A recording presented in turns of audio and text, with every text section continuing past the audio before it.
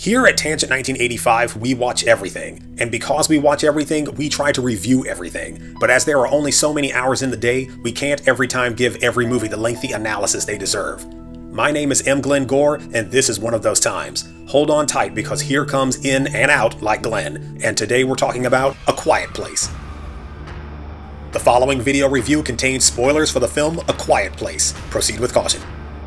Director John Krasinski hits one of the most impressive strides I've yet seen with A Quiet Place, the new post-apocalyptic horror film from The Office star that is an exercise in classic turning-the-screws tension and worthy of all the praise it's been awarded. The film opens on the 89th day of a global cataclysm, the full and horrifying extent of which the film never shows us. The main street through the small, nondescript anytown we see first is devoid of people, with abandoned cars lining both sides. Storefronts are barren, shelves stripped of most groceries and produce, but this hasn't deterred the nuclear family at the center of our narrative from making a forced run for supplies and medicine. They are barefoot, they speak only in sign language when they speak at all, and they are diligent in all attempts to make nary a sound. And while IMDb lists their names, they are never said in the film, so I won't be using them here. They aren't important. John Krasinski plays the weary, bearded patriarch charged with the protection and survival of his family in this new hushed hellscape. Edge of Tomorrow's Emily Blunt plays his wife and the mother of their 3 children, the oldest of which, played by newcomer Millicent Simmons, wears a cochlear ear implant. Anyone who's seen 28 Days Later, even a single episode of The Walking Dead, or any other number of zombie/outbreak/apocalypse movies will immediately recognize what this scene is designed to do. It gives you a taste of what the world has become, and the steps now necessary to safely navigate it. A stray newspaper fluttering in the breeze gives us, in truth, all the setup we need with 2 bold-faced words. It's sound. Whatever ended the world has robbed its survivors of everything from modern conveniences to their very voices finds you when you make noise, which is as good a place as any to applaud the movie's sound design. It is so well mixed, and the few sounds therein are so perfectly selected that you often find yourself holding your breath over the most innocent and innocuous of things. Like the ticking bomb under the table that only the audience knows about, it's amazing the amount of tension that can be mined from items as simple as an overturned lantern, a battery-powered toy, a nail. And when the sounds do come, they are explosions all their own.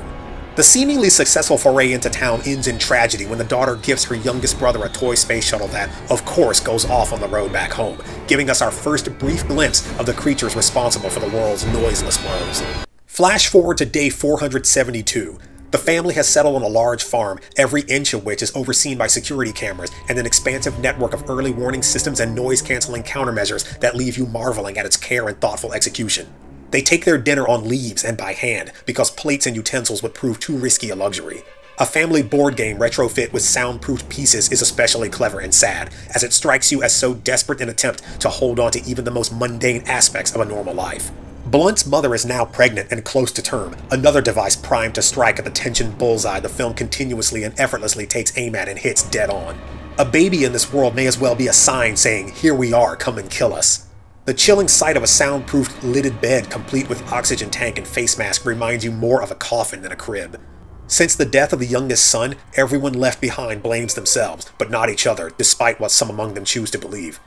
The performances here are outstanding all the way around. The relationships feel sincere and believable, the family is relatable, albeit conventional, what with its archaic and firmly cemented gender roles, but the movie offers us precious little in the way of characterization beyond, we have to protect our children for, who are we if we can't keep them safe? Something I thought could have been a nice challenge and a lot of fun to illustrate without the luxury of sound or dialogue.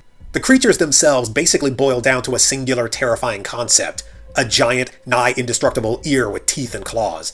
The design, reminiscent of both the central monster from Cloverfield, the cave dwellers from The Descent, the graboids from Tremors, the Demogorgon made famous by Netflix's Stranger Things, and of course H.R. Geiger's Xenomorph, is built from maximum cringe, from its appearance to its near Morse code styled speech pattern.